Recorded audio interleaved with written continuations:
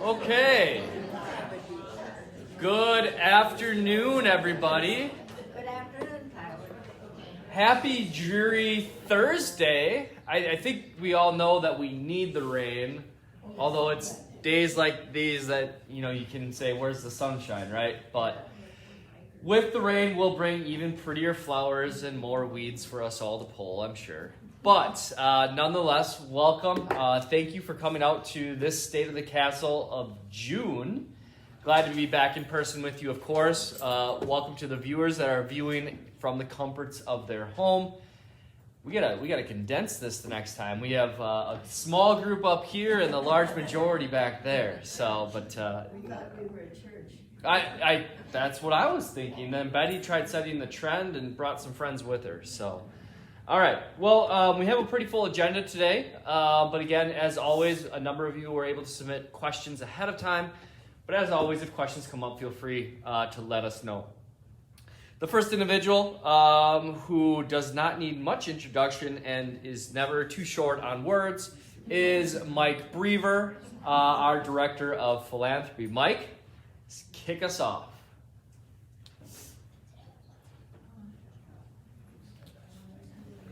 Thank you, Tyler. I really don't have much for you today, but just a couple.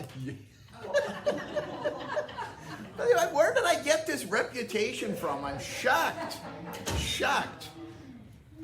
Just a couple of updates on a couple of things from last month in particular. The Community Enrichment Fund. It's this new program we kicked off at the beginning of the year. People can donate to it, and then you or your neighbors can submit ideas for proposals that you want us to do. These are non-budgeted items that you'd really like to see get done, typically a little bit smaller cost in nature. We've received $2,500 in donations for the Community Enrichment Fund over the last month. I'm very pleased to say that. There is a committee of your neighbors that review proposals for the expenditure of those funds. And this past month, they did in fact review a proposal to improve the second floor rooftop gardens outside the Contemporary. The committee approved that proposal. We have a garden company, groundskeeping, KEI, I believe is the name of the firm. They're going to be coming in and they're going to be doing some removal of dead items. But a lot of your neighbors are also involved in putting new things in on the second floor garden. So kind of a sweat equity project as well as a cost project. So that's been approved. The project is ongoing right now. And again, I'm pleased to say it's because of the generosity of your neighbors that things like this are happening. So thank you very much. Secondly, last month we reported that your garden committee had exhausted their available funds. You remember for the last 3, maybe 4, maybe 5 years, we've been working off a substantial donation that we received. And every year we were just drawing down those funds and improving the gardens out here in the courtyard. Those funds were used up at the beginning of this year, at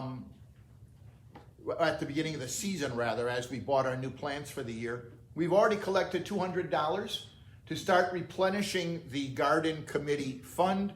As an FYI, we typically spend about $1,000 a year on the courtyard. So we have a ways to go. If anybody's interested, I encourage them to talk to me about either the Community Enrichment Fund, if you have a proposal you'd like to submit on a project you'd like to see happen, or if you'd like to donate to it, or the Garden Committee. If you have something that you would like to contribute to for that, come and see me as well. I can walk you through the project. The only other item I have for you right now, well, two things actually. One, very, very briefly, we're not going to be doing the Brewers outing this year.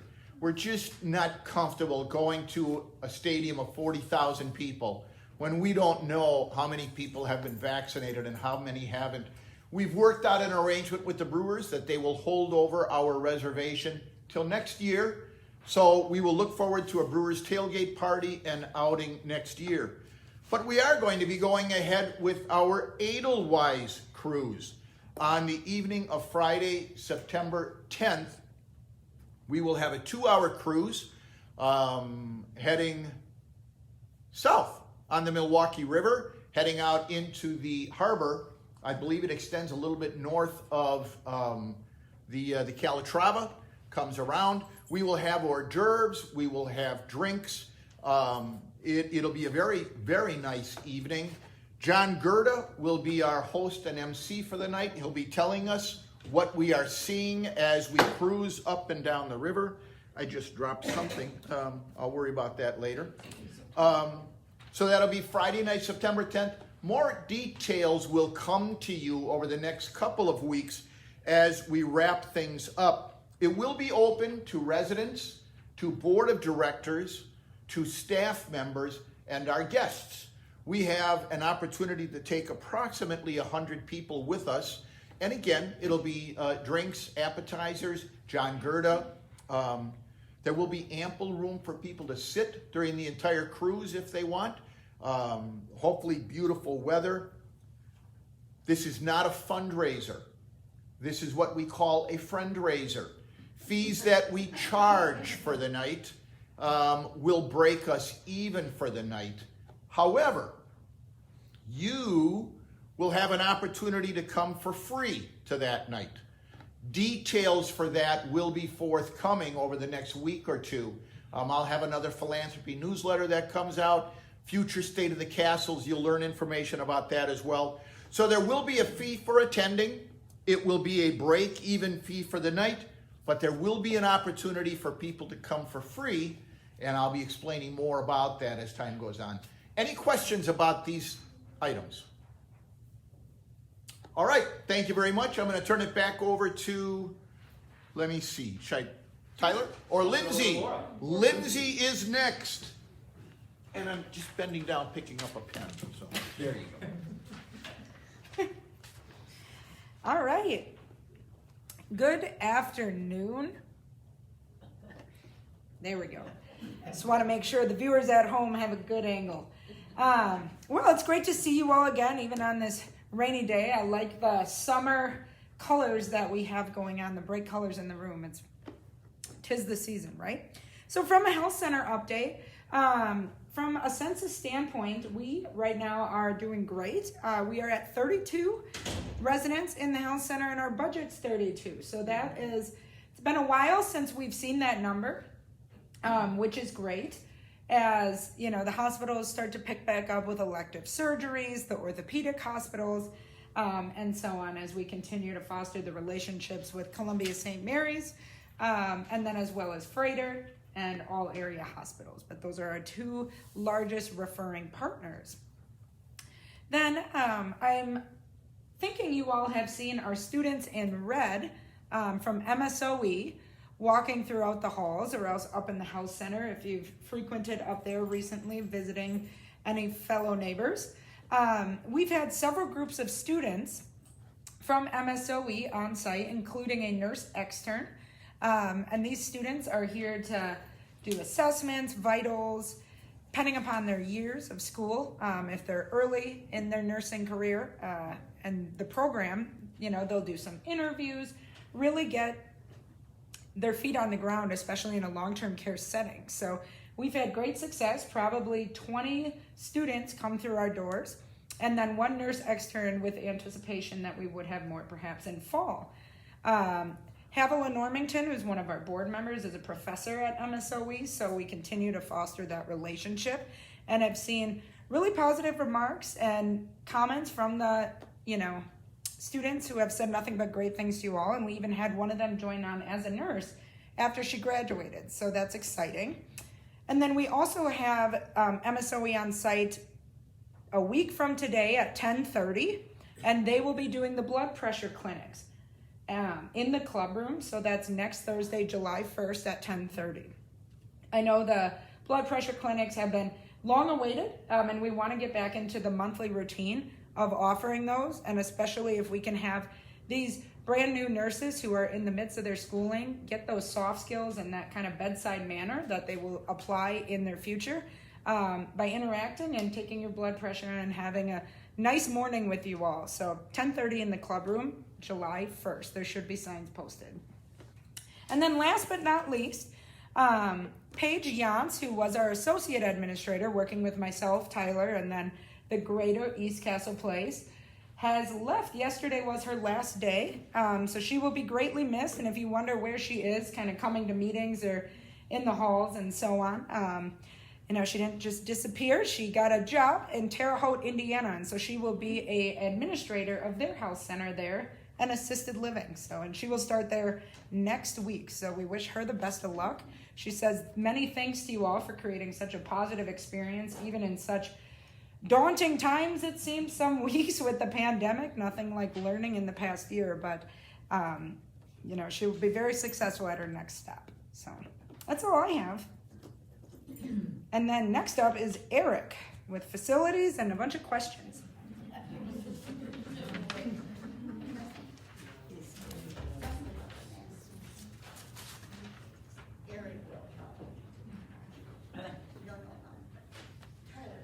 Afternoon, everyone.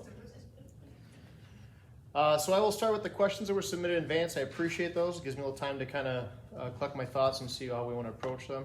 And then at the end of it, I'll take a few questions. If there's any work order questions you might have, I'll stick around afterwards and you can stop over by me if you'd like. First question was, will the hallway windows be washed as well as part of the window washing that we've been working on the past several weeks? They will be. There's still some areas that I notated with them when I did my walkthrough. Some things I thought were missed that they're going back to touch. So they're still kind of knocking out some of those small things. Both good and bad. The process took longer this year, but I feel more comfortable that it was done correctly. The owner was on site the entire time this year as part of the crew, and I liked his work. It was very clean and very thorough. He also took a little extra time for those of you that aren't contemporary. He was wiping down the window tracks on the outside from when we did the decking. He was making sure that all got cleaned up because some of it was still debris on the tracks for the patio doors.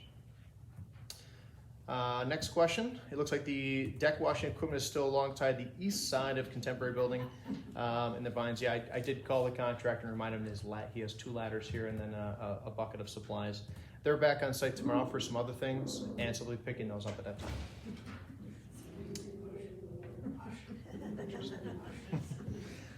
Last question was, can you provide an update on our recycling contract? It's kind of a greater whole. It's recycling and the garbage contract. My intentions were to seek out another vendor. We've received some proposals from other vendors. The problem is it's not exactly a like-for-like replacement. Some of the other vendors that gave us pricing, albeit some of those prices may have been better, wasn't going to be a like-for-like. So the like that I'm looking at is we have a compactor on site. Some of the other vendors just wanted to bring an open top dumpster, and I don't think that really fits our situation. If I had my druthers, we want to kind of put as much of that in the corral area that we can so that it's not visible. So that's why we're just not satisfied with that contract. The other one does have a compactor, but it's also a 20-yard compactor, so now it's going to stick out the the secured area another 10 feet. So that's also not going to work. So we're trying to find the perfect partner. And then still a bit of a challenge with getting a proposal from like a Waste Management, because they cannot provide proposals for contracts or companies that they previously were engaged with, because they've sold that off to GFL Environmental. So I'm kind of hoping some of the issues that we were having seem to have tapered off and it seems to have stabilized. I'm not exactly certain. I want to try something new just for the sake of trying it. I think we wait till we get the right proposal and the right partner that we engage with, because I really would prefer not to do it twice. So we're still kind of seeking out some different partners for waste removal. And that is the last question I have. Any other questions for me, kind of more high level?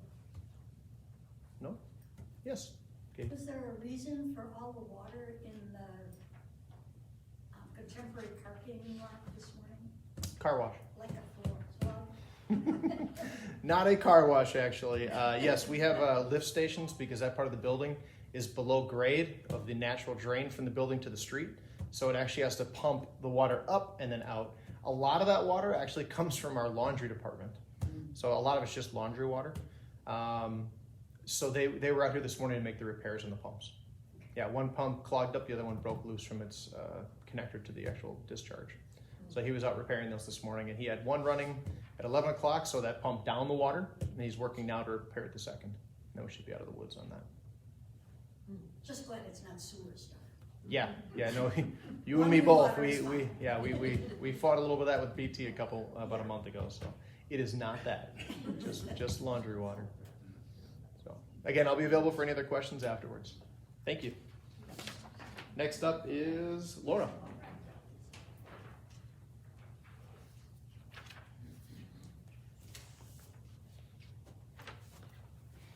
All right, well, good afternoon, everyone.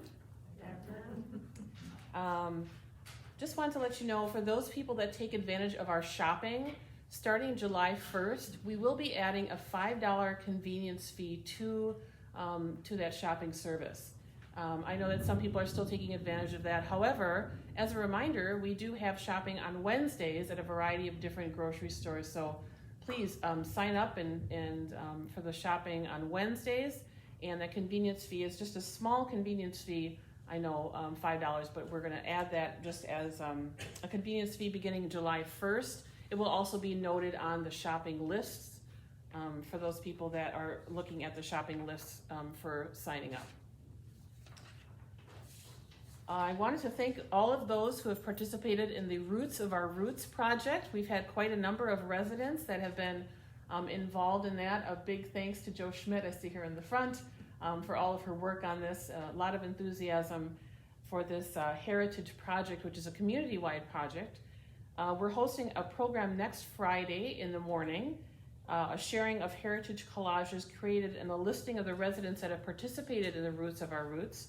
And you can see the roots that we've added on that large heritage immigration map down in the Creativity Center. If you haven't had a chance to see that large map, it's neat to see the roots growing, and it's neat to see everybody's participation in that. A couple things that are coming up in the month of July, because we do have a busy month coming up for activities. We have a trumpet and pianist Tom Stanfield. He will be providing a patriotic salute on Friday, July 2nd at 2 o'clock in Lindsay Hall. For those of you who have been asking about Dr. Tim Crane, he will be coming here to speak on a 4-part lecture series, The Arab and Palestinian-Israeli Conflict from Past to Present. So it is including what's going on present day as well as the history behind this conflict. And the series will be held every Friday at 11 o'clock, starting Friday, July 9th, and will run for 4 weeks. Outdoor patio music. We're starting our outdoor patio music next month. We hope that we have more sunshine than today. We've been pretty lucky.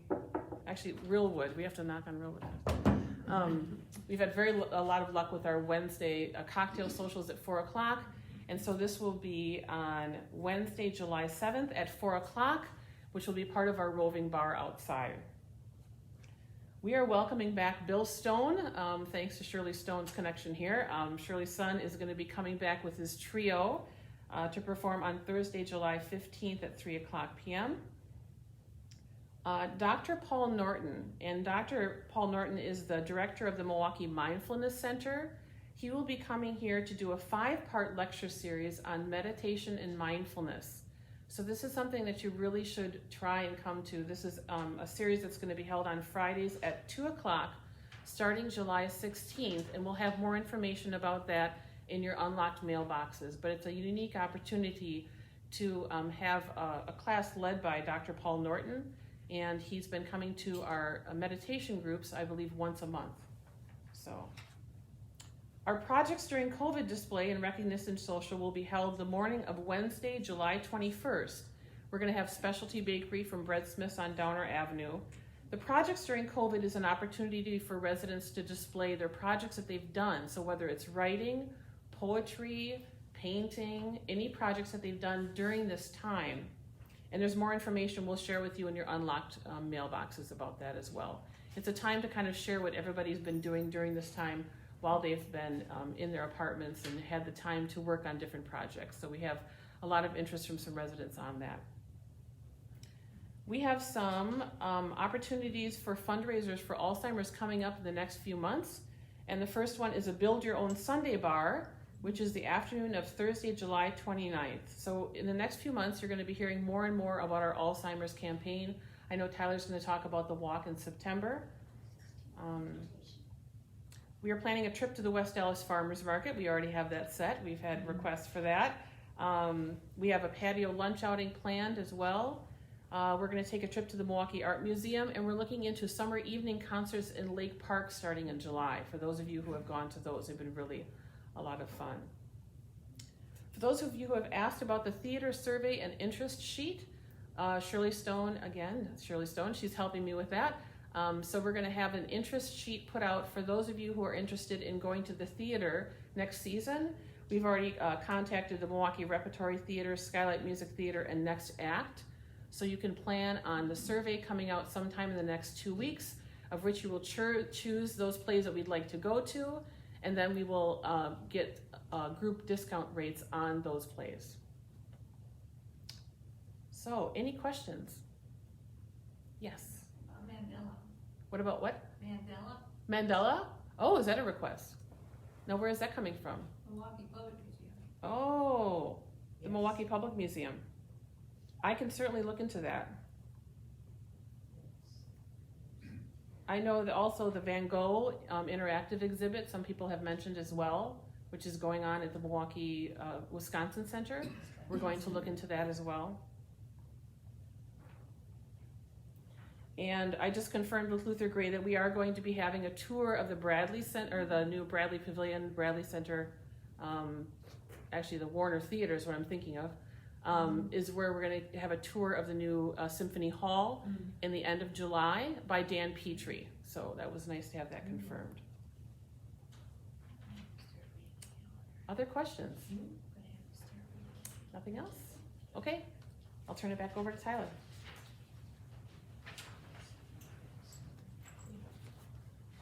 All right. Well, thank you, Laura, and excited for everybody to kind of get back to all the activities that Laura, as well as you, provide.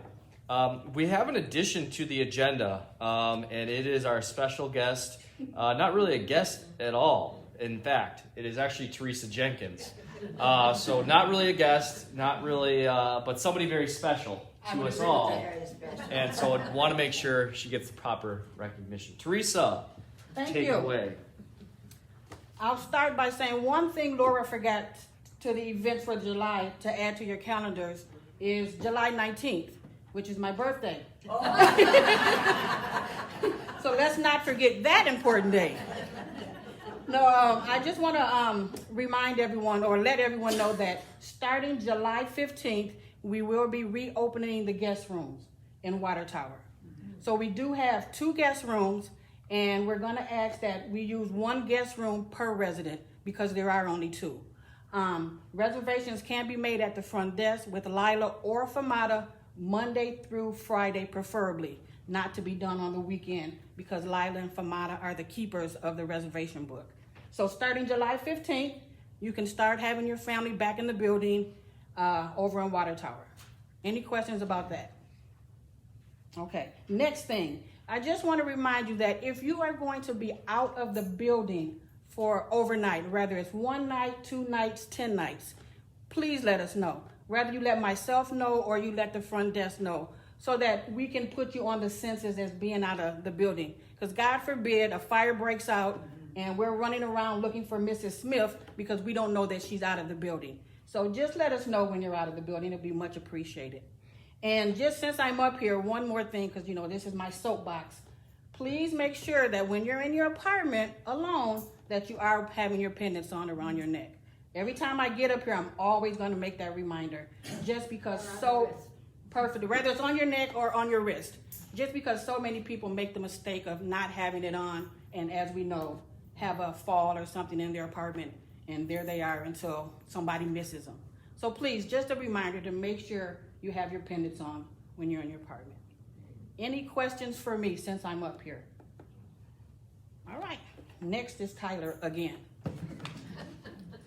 Thank you, Teresa. You are welcome. All right. So I forgot to mention, with the rain, everybody knows, I think we posted it on the in-house channel, the Downer Classic, the bikes that are going around, that's why the streets are blocked off. That wasn't because of East Castle Place or anything of that nature. That was planned. So I don't know. Has anybody seen them out racing? Yes. Yes, In they the still rain, in the thunder. they put on the racing slicks, I guess. So, all right. Just want to update everybody briefly, and I'm happy to say briefly, on COVID-19. We currently do not have any residents in any areas of the community with COVID. We still do have an employee or two that we're just precautionarily going through our process. No confirmed COVID cases at this time. But again, that's because of our vaccination rate and just kind of where we're at from Milwaukee County, but also just internally at East Castle Place. One piece that I do want to mention, I know I've had questions about, is when can the employees stop wearing their masks? And so there is guidance coming from LCS as well as the CDC. I will share with you that the only employees that will have that opportunity are those employees that are vaccinated. So if they are not vaccinated, the employees that is, they will not have the opportunity to have their masks off.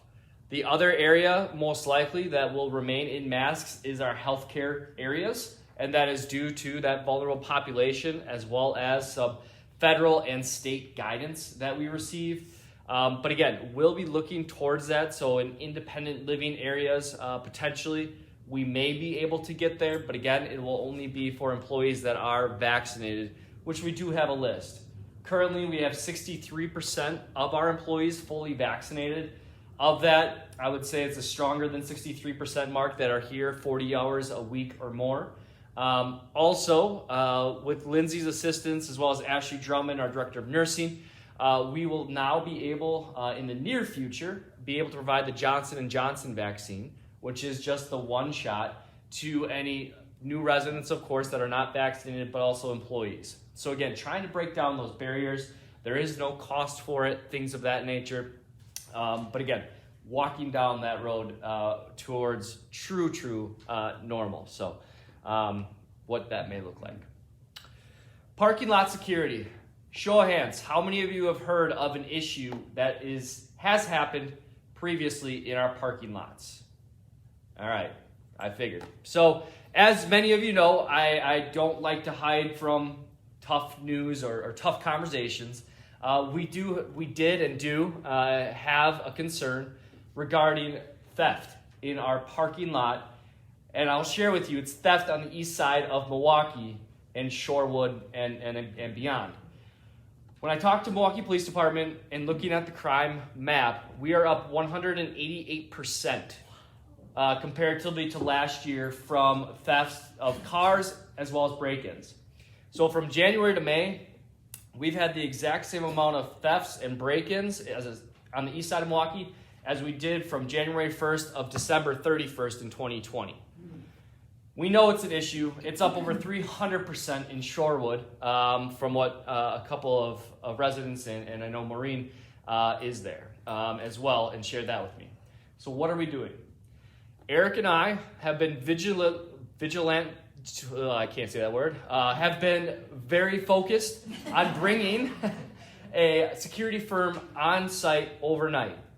We've reached out to 7 different firms in the last 2 months. I've had one appointment actually scheduled. They have no called, no showed. They have not returned phone calls. They are either overwhelmed, understaffed, or can't take on the business, and we're working through that. I worked with the board of directors, and the board of directors approved for us to release funds for a gate. And so we will be, and Eric and I actually did meet with an individual that's pricing out a gate. Hopefully in the next 8 weeks or so, a gate will be installed on our parking lot. That is another form of security, again, to deter those individuals that are being, let's just call it how it is, stupid. And so, again, I know it's something we've enhanced the signage. We've worked with Milwaukee Police Department. We are providing video footage. Obviously, that's reactive. They do tell us we have the best cameras on the east side and they want our footage. They've also said they've caught these individuals once, more than once, and unfortunately they're placed in juvenile detention for 3 days, 6 days, and then they're back at it. And again, it is an epidemic that's not just here at East Castle Place. Unfortunately, it's on the east side of Milwaukee. So I encourage you, regardless of where you are, please lock your doors. That is the number one deterrent. I will share with you, I've seen the people trying to open up the doors and they're just going door to door. On average, they're spending 3 to 5 minutes on our parking lot surface. They can't figure it out in 3 to 5 minutes, they're on to the next. Kia and Hyundais, I will share with you, are a target. And if you go to District 1, you're able to get that club, the old school steering wheel club. District 1 is providing those, and that is another deterrent. Because again, what they're doing is they're breaking the steering column and they're starting the car and they're driving away. But again, number one, lock your doors. Number two, just be aware of your surroundings as well. Again, we're trying to do our part. We've increased our security presence outside as well. We have our maintenance individuals rounding at 4 a.m. in the morning when they get here. We have our security guards at night going out and just flashing their flashlights. Again, trying to be deterrent. These individuals are not looking for resistance, are not looking for, to be combative by any means that we've seen, fortunately, which again is the safety piece that I'm still confident that I feel very safe and secure inside these walls of East Castle Place. But also I know that when your visitors come and we have employees, obviously, we want them to be safe and secure. So more information will follow regarding when the gate's going up, what that looks like for you as residents as well as potential visitors. So questions on that? Alex? Have there been cars stolen from the lot? Yes. There has been 3 stolen cars in the last 4 months. Yes. Is the theft during the day and at night? Primarily overnight. One was stolen at 7 a.m. Is there any thought to more lighting, or I don't know what the lighting is at night? The lighting is very strong. We do have very strong lights, LEDs, and again, we can put up more lights, but the gate is going to be the biggest deterrent. And again, trying to get somebody here to actually be in the parking lots. You'll also see, I'm sorry, Judy, that just reminded me, Milwaukee Police Department is rounding in the parking lots at least once a day and night. They are also doing paperwork, so you will see a greater presence of Milwaukee Police Department. That is at my request. I have offered them coffee and water and a bathroom, whatever they need, in appreciation for not only what they do for us at East Castle Place, but for the city in general. And if they can do paperwork and be in our parking lot, again, that's another deterrent. So Judy, I apologize. What were you going to say? More light, and then I cut you off. So I can come back to you. What about so the gate assumes that the burglars are driving cars? Correct. Every theft that has happened has been a prior stolen car. So they come in a stolen car and try to steal more or break in. How big is the gate? The gate will span the entire length. It'll be the same. It'll be a bar gate, that will match the gate that's around. So it'll be, I don't know, Eric, what was it, 25 feet across there? 25 feet across, 8 feet high, give or take. Again, it's not going to feel like a jail. We're not putting barbed wire or anything like that on it. It is going to be a decorative type of gate that will open and close and will match the rest of the gate look or the fence look that we have. What about the water tower area? So the water tower area, we are installing a bar. Again, that's not where they're coming in nor exiting. They are looking for the quick exit on Bradford Terrace. The Catholic home, they have one way in, one way out. They don't have the problems we're having. Because again, it's easy. So that's what they're looking for. Alex? Has there been any problem with inside garage security? No. There has been no issues with inside garage security. We do have cameras inside the garages as well, but it's all been on the surface lot. It's frustrating. I will share with you. The reason why you move in is for safety and security. And that's paramount to why I come to work every day and why I believe you should feel confident in living at East Castle Place. And when this issue comes up and it's as prevalent as it is, unfortunately, on the east side, it's frustrating. And again, we've been trying to work through a number of different avenues for quite a few months. And we think we have it, we think we're good, and then all of a sudden it starts up again. So again, we'll work through this. I'm not saying that it's never gonna happen again. We are in an urban setting. But again, I think that's why we all enjoy being a part of East Castle Place and in Milwaukee. And again, the good thing that I keep taking out is obviously there's been no harm to an individual in any of these attempts or anything of that nature. So again, that is the focal point. And again, trying to work as closely as possible with the Milwaukee Police Department as well. Any other questions on parking lot security? I do know it's a tough subject, but at the same time, I also want you as residents to be informed. So if there's questions or concerns afterwards, or your family members have questions or concerns, please do direct them to me. I'm happy to respond and, exactly share what I just shared with you, with your loved ones as well. Because again, your security and safety is paramount to why we do this.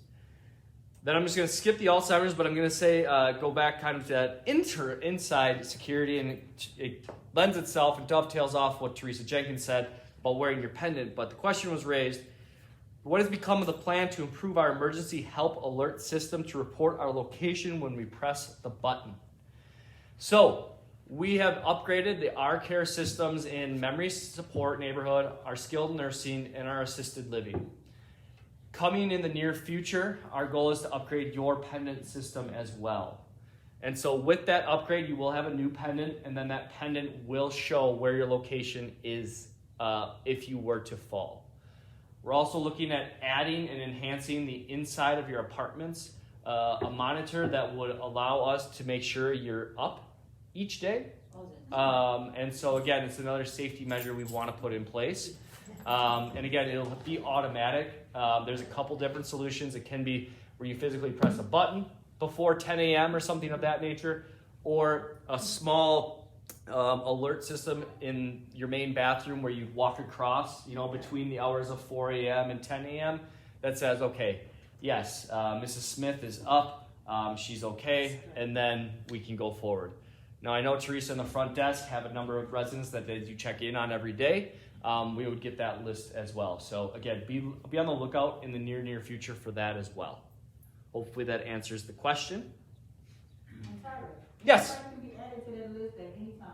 Thank you, Teresa. What Teresa mentioned was anybody that wants to be called each morning can be called and added to that list. The front desk receptionists are happy to make that phone call. Just check in, see how you're doing, make sure there's nothing alert. You also, I will tell you, have very loving neighbors, and so you all are a very nice check as well for each of you. But again, just another piece that we want to add to the security of what we have here at East Castle. All right, Laura mentioned the Alzheimer's walk, and so again, or Alzheimer's and what we're doing. Again, that's one of our primary causes, and something that's I know we all have been affected by in one way or another. And so again, I want to put this out. We'll continue to encourage. September 19th at the Summerfest grounds is when the walk will happen. I would love to see residents participating, where we have a bus slotted to bring you down to the Summerfest grounds. You can walk, I think it's about a mile, maybe a mile and a half flat loop that you would walk with East Castle Place. Or you can just come down, enjoy the event, enjoy the celebrations, enjoy the Alzheimer's event. And again, that's September 19th. Mike, I believe, is September 12th, what you just mentioned, for the Edelweiss, so you guys can take a look at where you'll be walking. All right. Any other questions? Otherwise, I will share with you an update of where we stand from our East Castle Place expansion and renovation. All right. And for those of you that are viewing, this is difficult to see. I understand. I'm happy to share this with you. Just contact myself or Maureen, and I can pass along this PowerPoint to you. So, first and foremost, through all of this, again, the announcement was made April 12th. We've had a number of residents from our independent living rental program transition with the assistance of Teresa, Maureen, to their new homes. And again, by the first part of August, the majority, if not all, will be out. However, what that means is we're continuing to move down the road. So, in order to make that happen, we need partners, right? So we've partnered with the next four. And I apologize because I failed to update the slide because we do have an interior designer. So again, Life Care Services will be very actively involved. That's myself, that's Lindsay, that's the director team from a day-to-day operations. LCS Development has been engaged by the board of directors as well. LCS Development have been doing senior living expansion, repositions, buildings across the country for over 40 years. They specialize in it. AG Architect is the architect that's working on this project. They've been a strong partner, been a part of the east side of Milwaukee, have done a number of renovations across the nation and locally here in Milwaukee. Our general contractor will be CG Schmidt. If you may know them, they've been around for a couple of years, 101 to be specific. They've built certain things like the Northwestern Mutual Building, the Art Museum, a few minor projects. I think they are a very strong partner, and we're very excited to have them on board. And then our interior design firm, so I could have gone through this as well, is RDG, and we'll talk a little bit about them. So again, LCS Development, they've been around since 1971. They are dedicated to doing senior living and senior living only. Deep pool of resources for myself from a financing standpoint, from a marketing standpoint, from a aesthetic standpoint, from a best practice standpoint, all those pieces. Again, AG, been a firm since 1960, been a centerpiece. They built the contemporary building in 2006 as the architect. So again, they're familiar with East Castle Place. CG Schmidt, again, I mentioned. One thing, as we interviewed 3 different construction firms for this project, one thing that really stuck out that CG Schmidt does very well is communicate. Communications is going to be crucial throughout this entire project. They have a communications individual that specifically focuses on communications to residents, to staff, to myself, to bring everybody along for that project. They also, when they're putting up temporary walls, they'll put windows in so that you can look in to see what's actually happening. That's something that those small details are going to make a world of difference, I think, as we go through this project. And again, I mentioned RDG. RDG, they have a number of offices across the nation. They are well awarded. They are a very strong partner with LCS Development. They've done a number of projects in senior living and have extensive knowledge for not only what aesthetically may work for us, but also the functionality. And I think that's, unfortunately, if some of you were around for the health center renovation, it's a missing point that RDG does not want to miss. A piece that really stuck out here as we were interviewing them is that focus group and that resident input. Again, I'm not going to say that each piece of the input that you provide is going to be implemented into the project. Just like as we go through, I've already put my grand ideas that have been shot down, and for good reason. But again, they want your input. Again, we all want to be proud of this. They want the employees' input. So, again, very strong, and I'm excited to work alongside them. They'll be on site in July to continue working through the process. Again, just as a reminder, this is what the expansion renovation is going to look like. Bradford Terrace, again, these are approximate bed totals. Right now we have 40 beds, right? The 4th and 5th floor of Bradford Terrace. We're going to be downsizing that to 20 skilled nursing beds. Then our CBRF, which is our memory support neighborhood, it has a few different licensures underneath that. We will remain a memory support CBRF license for at least 18 beds, but that could expand upwards of 30. It just gives us a little bit more that we can do from a staffing model as well as a resident care model that the RCAC license that we currently hold in our water tower doesn't allow. So RCAC caps at 28 hours a week of care, of hands-on care that can be provided, roughly 4 hours a day. CBRF doesn't have that stipulation, so we can provide a little bit higher level of care while not being that skilled nursing care. Then the water tower assisted living comes over to first and second floor of Bradford Terrace. So all of healthcare will be underneath one roof.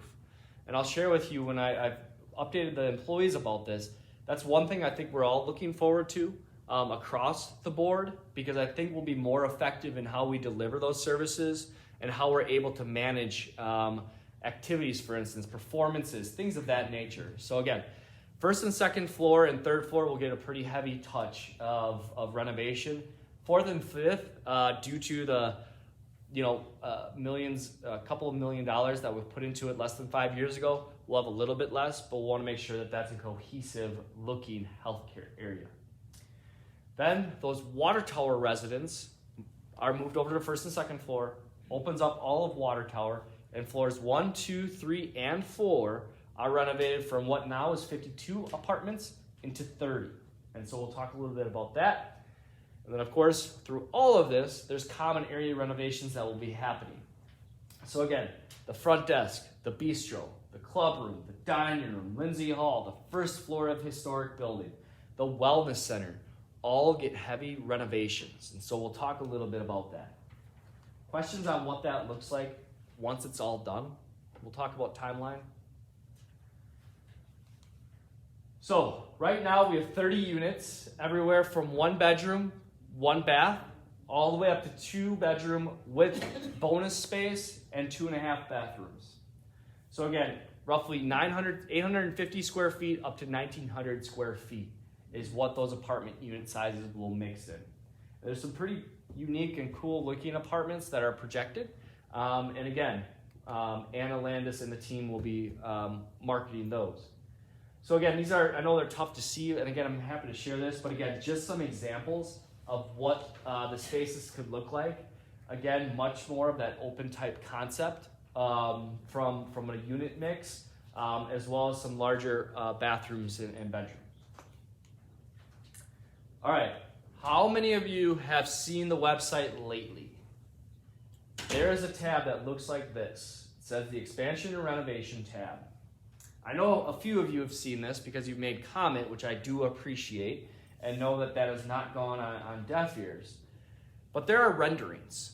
So everybody knows what a rendering is. It's a what it could look like, right? So I want to be very transparent. I want to be very pointed when I share with you what I'm about to show you is not what East Castle will look like. This is an architect from roughly a few months back putting together what they see could be. And again, I want to focus more on the concepts than the actual look, because the interior designers have had not any input into these renderings. They have input, now seen them and saying that's not what East Castle is, that's not what's important to East Castle to make it East Castle, because these are going to look very contemporary. I mean, maybe even say they look a little St. John's. And I'm not saying that in a bad way. I'm just saying that it's not East Castle. And so, again, when RDG asked, what are you looking for? What's your vision? I said, we are warm. We are family. Sure. We are, cozy, right? These renderings don't make that connection, right? But what I want you to focus on is the concepts, right? So the front desk, we want the front desk area to shine. We want, when you bring in your family or a visitor, they say, wow, East Castle Place. It's that first impression. Mm-hmm.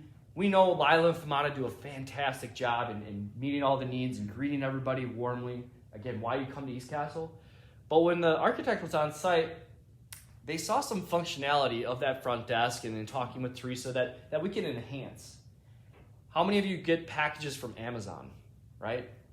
Do you know, I'm pretty sure Lila knows the UPS, the FedEx, and the Amazon drivers by name. But again, there's some functionality there that we're lacking that I think we can pick up in that space. Also to make it that wow first impression. Again, it's not gonna look like this. It's not gonna be that hotel sterile type feel, because that's not what East Castle is. But it will be different than what we have today. Again, the marketplace, so the bistro. We want that to be very open. We want that to be free-flowing. We want that to change throughout the day. So again, this marketplace could have some lunch items like we have in the bistro, but it'll kind of go along with the next rendering that I'll show you. But it'll be beautiful. It'll be a space that is very functional, both from an employee standpoint, because we have to make sure that we're keeping the employee in mind, because we can make it as beautiful as we want, and if it doesn't function, it's not going to be successful.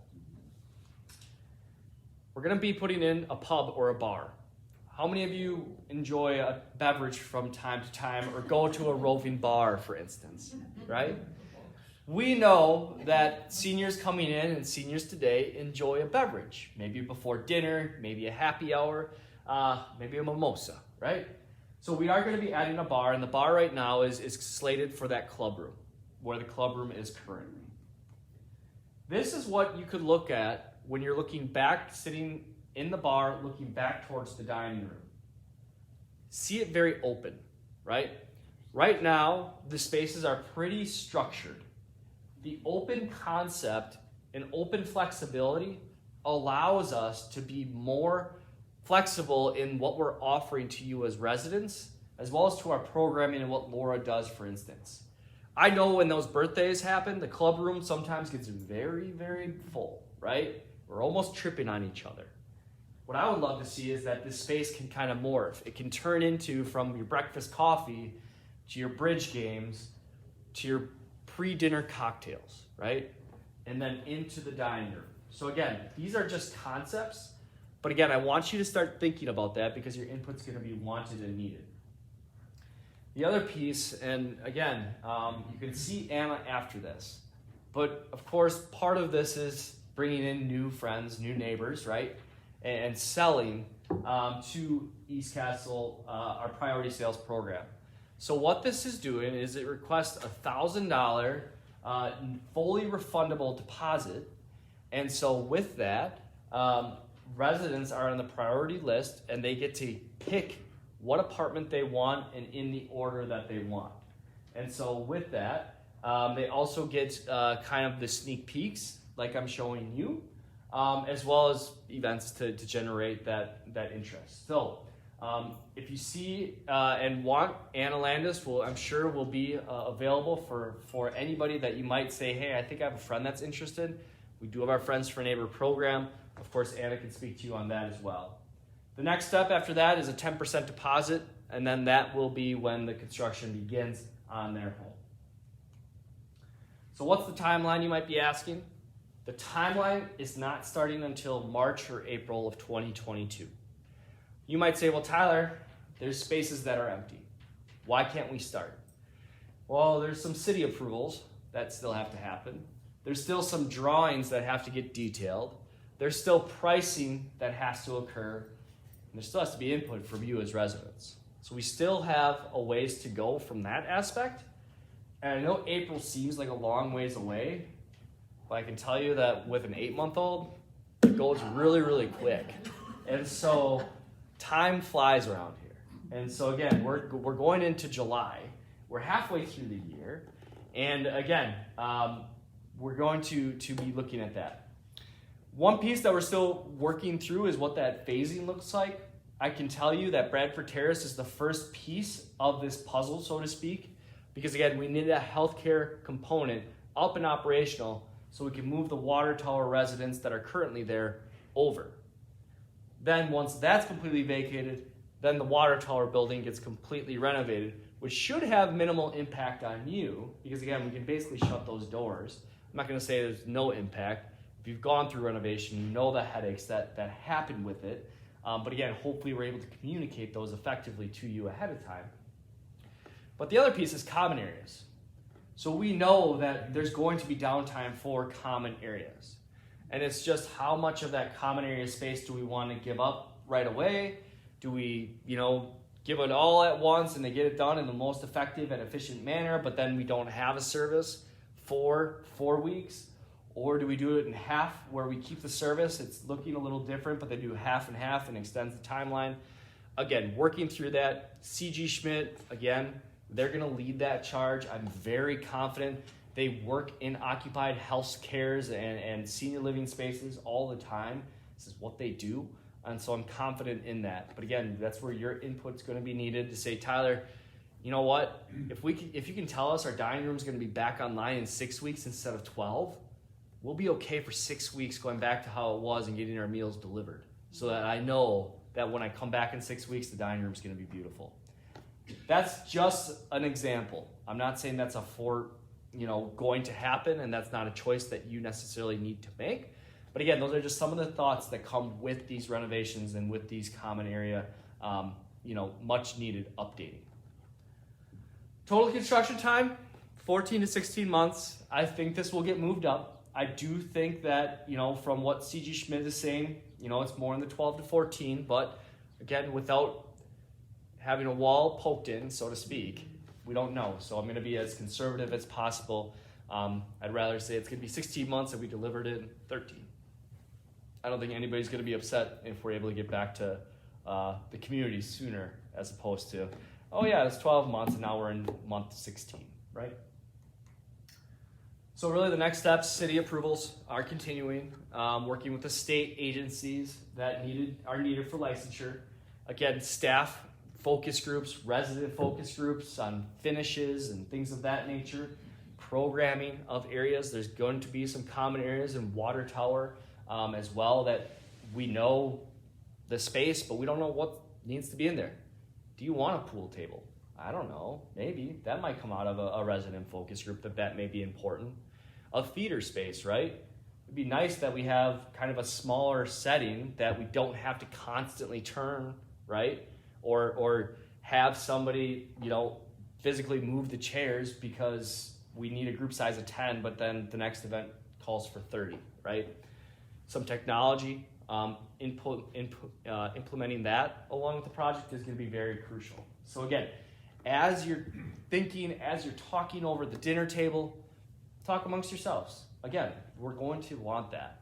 Again, I'm not going to say that, like my idea for the bar was put up 6 TVs, call it Tyler's Sports Bar.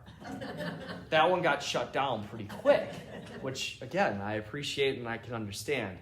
Again, that's where your input, if you don't provide it, obviously can't be put in.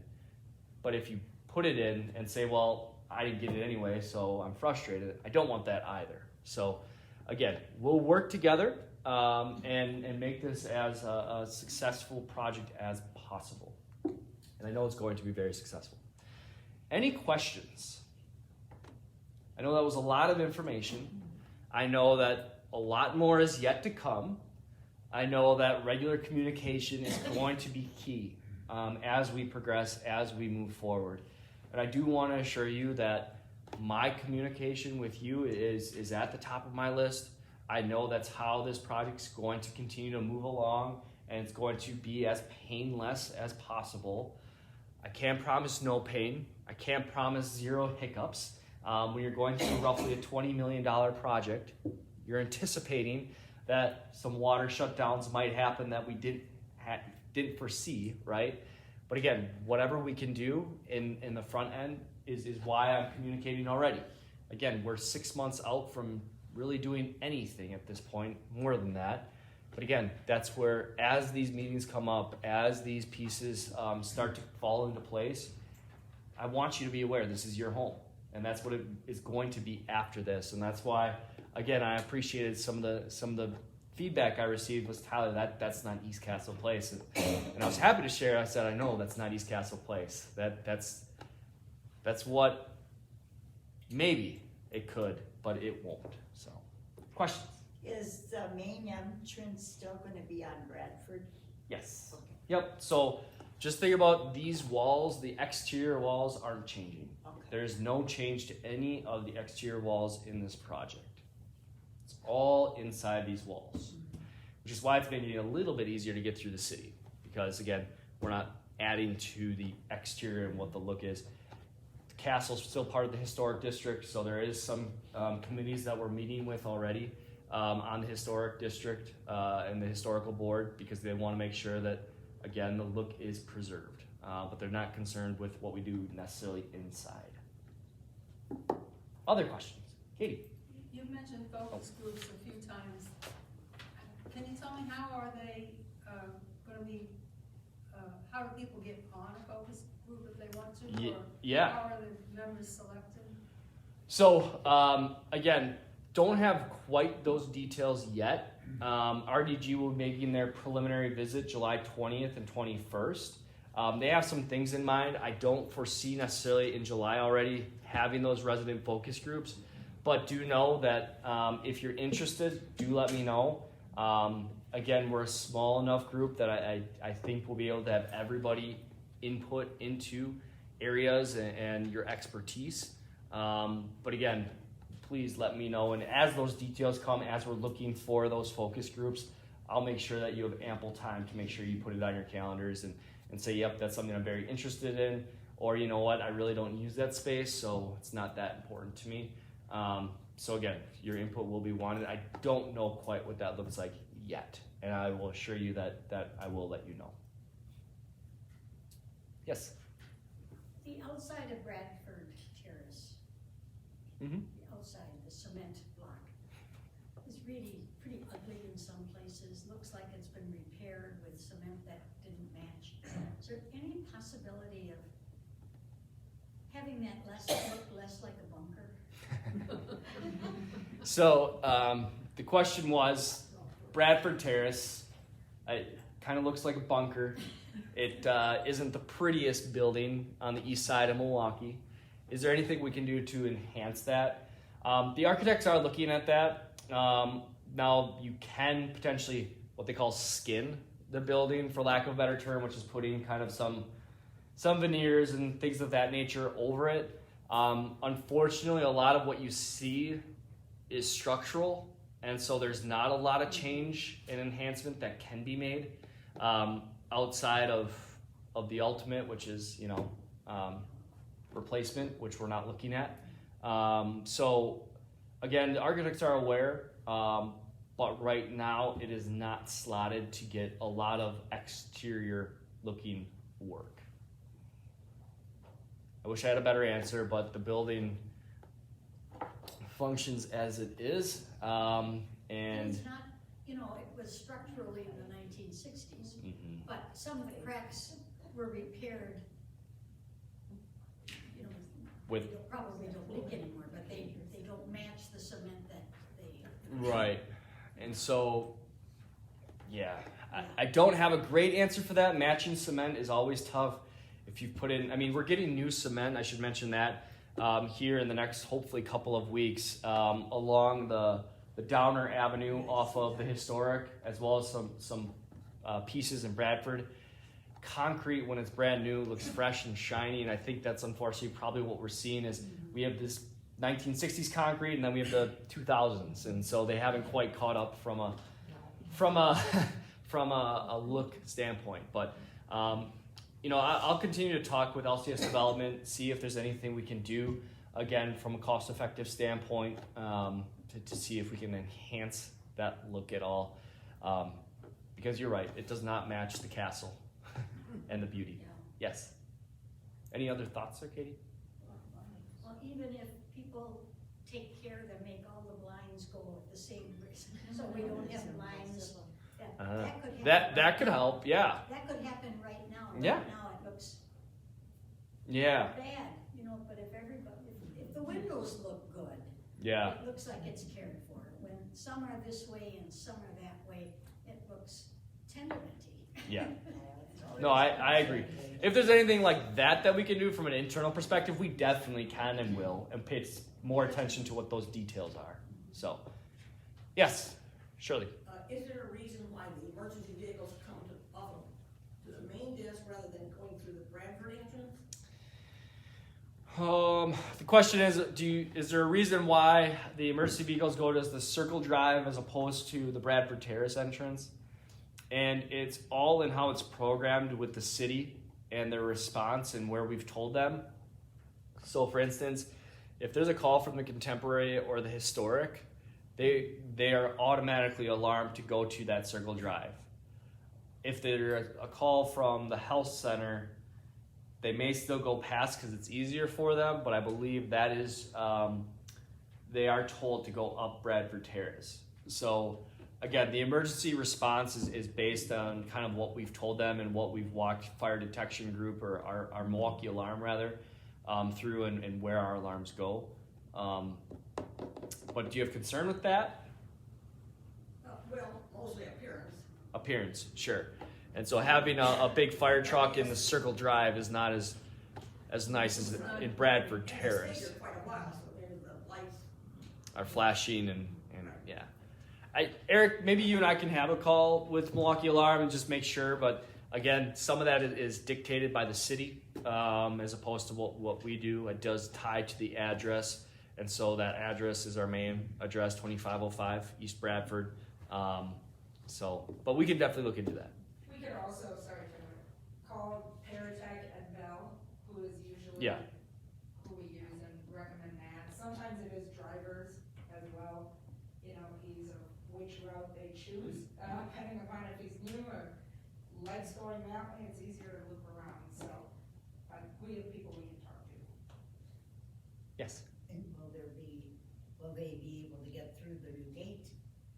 Right, and that's something that's what Eric and I have spoken to for the individual. There's also potential that that will be worked on, of course. And again, the gate won't extend to the Circle Drive. No. It's just the Bradford Terrace. So, yep. Any other questions? Okay, well, I know we're well past our time. Again, thank you so much for your questions and input. I'll stick around for a few minutes afterwards. I hope everybody has a wonderful rest of June. A happy 4th of July as we go forward in July. I know it's going to be rainy for the next couple of days, but it's needed, right? We need it, so we'll work through that. And again, thank you so much, and I'll see you next month. Take care, everybody. Thank you, Chad. Thank you.